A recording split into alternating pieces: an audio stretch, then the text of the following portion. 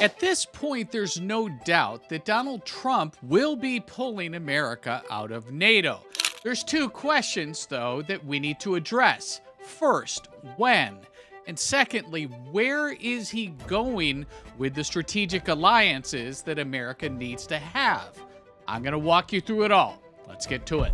So the latest chink in the armor in the NATO partnership showed itself this morning, with the German Chancellor criticizing Donald Trump and the activity that we have in Iran, saying that Iran is humiliating the United States. This did not sit well with Donald Trump. Let me show you what he did. Good morning, guys. More than 1/5 of U.S. active duty troops overseas are based in Germany, about 35,000. And now President Trump is threatening a drawdown after German Chancellor Friedrich Merz said Iran is, quote, humiliating the United States. President Trump posted this. The United States is studying and reviewing the possible reduction of troops in Germany with a determination to be made over the next short period of time. Thank you for your attention to this matter. His frustration bubbled over after Merz spoke to a group of German students. Keine Strategie. The Americans clearly have no strategy. An entire nation is being humiliated by the Iranian state leadership, especially by these so-called Revolutionary Guards. President Trump posted Tuesday, the Chancellor of Germany, Friedrich Merz, thinks it's okay for Iran to have a nuclear weapon. He doesn't know what he's talking about. If Iran had a nuclear weapon, the whole world would be held hostage. I am doing something with Iran right now that other nations or presidents should have done long ago. No wonder Germany is doing so poorly, both economically and otherwise. Now the Chancellor is trying to smooth things over, saying he still has a good relationship with President Trump, and he's expressed his doubts about the war since the beginning. He added that Germany must live up to its leading military role in Europe. So as Donald Trump was getting ready to board Air Force One, he said this. We spend trillions and trillions of dollars on NATO, and when I asked them to get involved on a much smaller situation, which is Hormuz and Iran, they weren't there for us. Remember what I said. They weren't there. None of them. They weren't there. So we were there on Ukraine. I mean, we shouldn't have been. It would have never happened if I were president. But nevertheless, when they've had problems over the years, we were there. When we asked them to get involved on a very minor skirmish by comparison to what it could be, they weren't there. So I don't think they'd be there for a large skirmish, and therefore I think they've got themselves a problem. They do have themselves a problem, because when you look at the total spend on keeping NATO together, there's no doubt that the United States carries the heavy load. Since its inception, it's been in the neighborhood of $968 billion, with Germany carrying, you can see it down here on the bottom at about 6 o'clock, just about 96 or 98 billion, I'm sorry. So there's no question that the NATO defense spending has been in the favor of the United States, along with the troop load. Again, we have 37,000 U.S. troops presently stationed in Germany. So the percentage of GDP is also a telling figure as to the NATO contributions by the partners. The United States is at 3.38% of its GDP. This is as of 2024.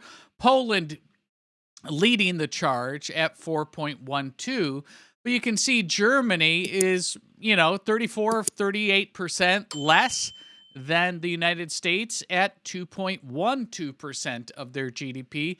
Obviously, their GDP in real dollar spend is significantly lower than the U.S. This is percents.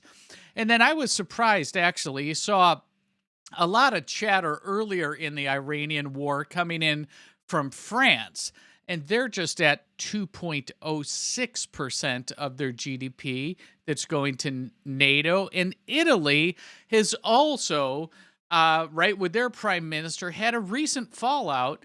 And that's interesting because Donald Trump and the prime minister of Italy have had what is traditionally a pretty strong relationship.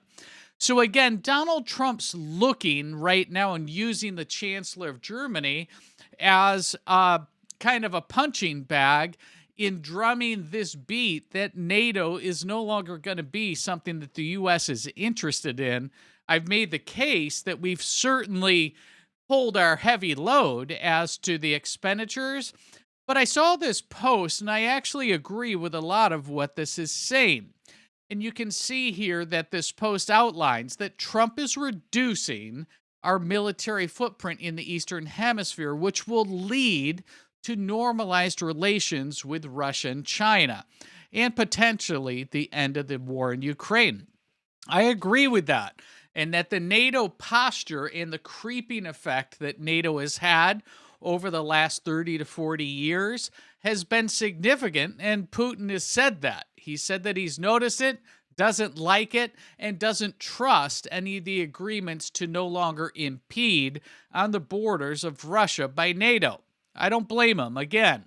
So where is Trump going? And this is, again, where I do agree with this post, that Trump is looking to ultimately remove our standing military presence in Germany, and this signals the coming end to the U.S. involvement in NATO. I totally agree. Donald Trump has been very vocal on not wanting to be part of this partnership, and now these purity tests in their lack of effort, contribution, and now critical comments as to the U.S. in Iran.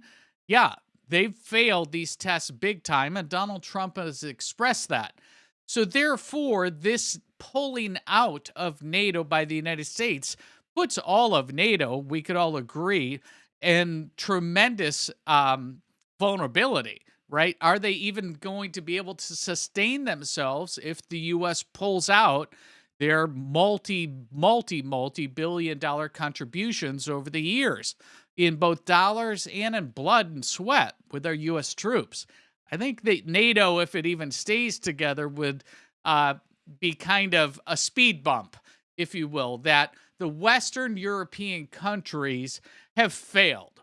They're all moving to a globalist socialistic stance, and they're doing mass migrations. I mean, you could see it every day with a number of the Muslim countries just dumping their citizens into these countries. Europe, as we know, it's fallen. It's never going to be the same, and it certainly won't be the same if the U.S. pulls out of NATO. Now, this is where I think it's important to connect the dots, that the Don Roe Doctrine, you heard that with Venezuela. You started to hear that initially with the Panama Canal efforts that Donald Trump took, where he basically just booted China out of having carte blanche access to the Panama Canal. That was very, very early in his second term. Obviously, he made his move on Maduro in Venezuela. He's hinted that Cuba is next. So this Western Hemisphere kind of mindset and controlling our hemisphere is critical. That is the Don Roe Doctrine.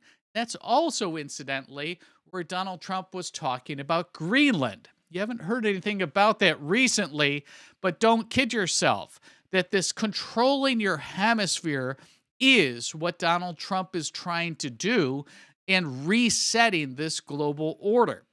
So that's where we're at with the latest with NATO. I think that it's just answering this question of when. It's not too far out at this point. I think that as soon as Donald Trump wraps up operations in Iran, whatever that looks like, I think his next point of order is going to be addressing some of the cowardly relationships and stances that our European partners in NATO have taken. Where does that go? I totally agree with this post. It's going to now start to settle down the relationship that Donald Trump has with Putin. And let's all agree on this. If we disagree on everything, let's agree here that China is truly the biggest threat to America. And all of the distractions that we've had, have it be in Iran or just the Middle East in general, it's a waste of blood, sweat, and tears and our money.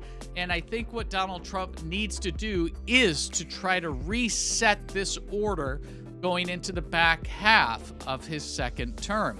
I'm curious what your thoughts. Did I miss anything? Do you think that Donald Trump's going to pull out of NATO? I think there's no question about it. The bigger question is, where is he going to go? And I do think that his tendency is going to be to dominate the hemisphere, right? He made a joke earlier on about making Canada one of our states. He is not joking about his desire for Greenland. And I think all of that lines up here to reset, pull out of the Western Front, pull out of the NATO relationships, keep some U.S. bases in the countries that we have some strategic interest in.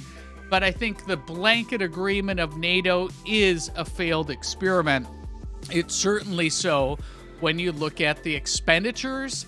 It's certainly so when you look at the history of the percent of GDP and the contributions. And I think, quite frankly, where Donald Trump wants to go is he wants to go in to reset the order and to dominate the Western Hemisphere. Let me know what your thoughts are in the comments down below. If you've yet to subscribe, please do so. Hit that like button if you like stories like this. And our very next story is hilarious. The ladies on The View had a complete meltdown on the recent decision by the Supreme Court, specific to racial gerrymandering. It's important, though, that you see the kinetics of this story of The View, because what they're showing you are the Democratic talking points for where they need and want to go as it relates to the new mapping that is going to be taking place. So we're going to pivot from Joy Behar and Whoopi Goldberg having their meltdown to the bigger issue of seeing where the Democratic Party needs to get to and when they need to get there. That whole story is coming next. Have a look.